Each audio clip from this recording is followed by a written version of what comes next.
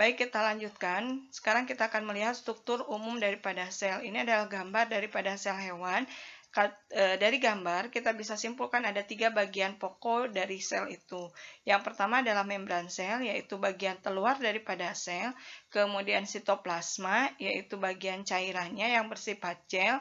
Kemudian organel-organel. Organel-organel itu bagian yang menempel pada sitoplasma. Contohnya di sini ada ribosom, nukleus, mitokondria, sitoskeleton, sitoson, badal Golgi, retikulum endoplasma kasar, retikulum endoplasma halus, peroksisom, dan juga sentriol.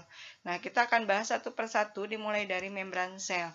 Di awal dikatakan bahwa membran sel ini merupakan bagian terluar daripada sel. Itu terdapat pada sel hewan.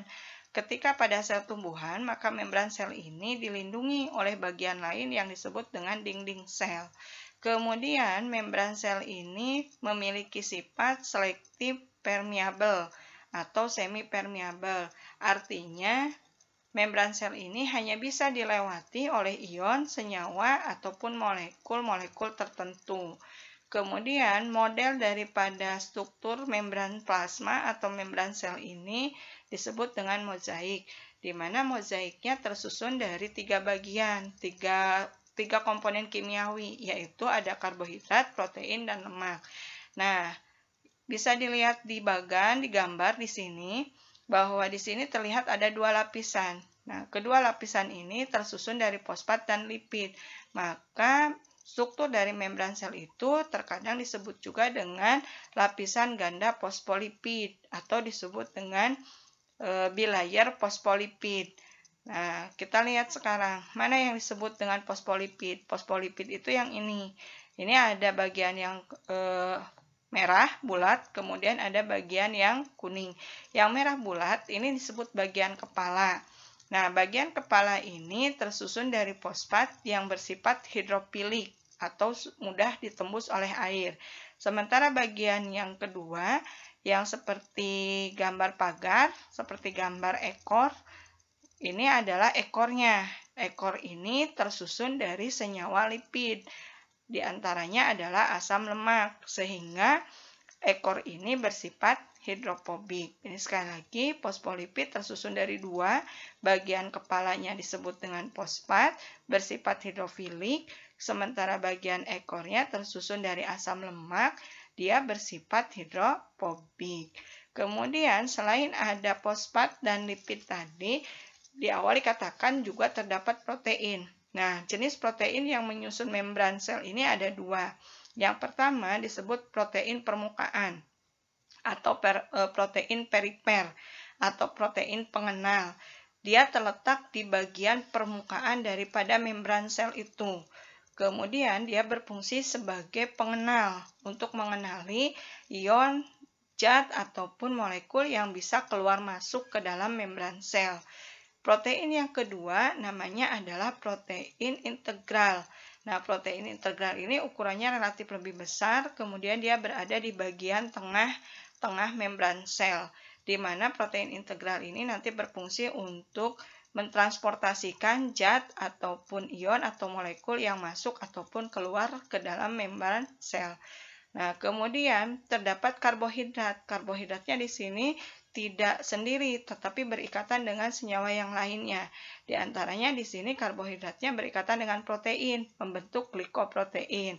Kemudian karbohidratnya berikatan dengan lemak, membentuk glikolipid.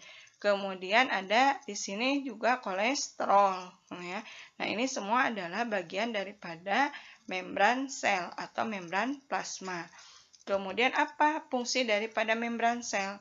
Membran sel itu berfungsi untuk mengontrol atau mengendalikan pertukaran zat.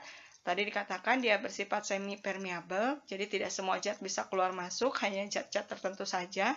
Kemudian dia sebagai tempat reaksi, ya, karena tadi dia bisa meneruskan reaksi berupa reaksi cahaya ataupun reaksi oksidasi dan respirasi.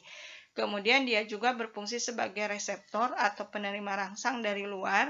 Kemudian karena dia terletak pada bagian terluar, maka tentunya dia akan melindungi isi daripada sel.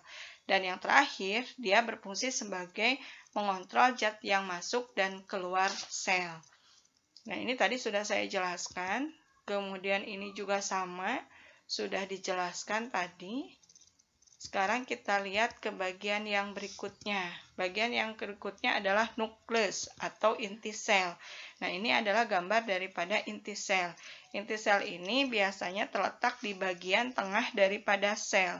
Kemudian bagian-bagian dari inti sel ini bisa kita lihat di sini ada membran dalam, kemudian ada membran luar, kemudian ada pori nukleus atau lubang inti, kemudian ada kromatin atau benang-benang halus yang pada saat sel membelah, benang halus ini akan menebal membentuk kromosom.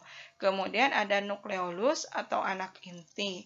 Nah, kemudian tadi dikatakan di sini memiliki pori nukleus atau pori-pori, lubang-lubang.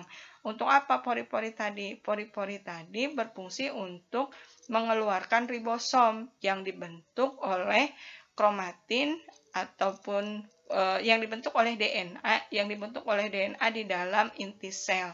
Jadi hasil dari pembentukan DNA-nya melalui proses transkripsi nanti menghasilkan RNA. RNA ini nanti akan keluar menuju ke ribosom melalui pori nukleus tadi. Kemudian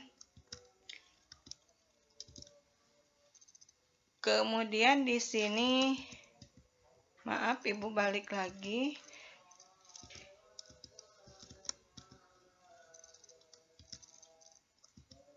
Ini nukleus tadi.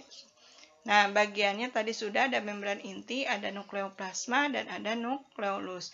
Fungsi daripada nukleus sendiri adalah untuk mengendalikan seluruh aktivitas sel. Jadi mulai dari metabolisme, reproduksi, kemudian tadi sintesis, dan lain sebagainya itu dikendalikan oleh inti sel. Maka dari itu inti sel terletak di bagian tengah daripada sel. Ibu rasa pertemuan kali ini dicukupkan sekian. Untuk organel berikutnya, Ibu akan bahas di pertemuan berikutnya. Semoga bisa dipahami apa yang sudah Ibu jelaskan. Terima kasih atas perhatiannya. Kurang lebihnya Ibu mohon maaf. Wabillahi taufiq wal hidayah. Wassalamualaikum warahmatullahi wabarakatuh.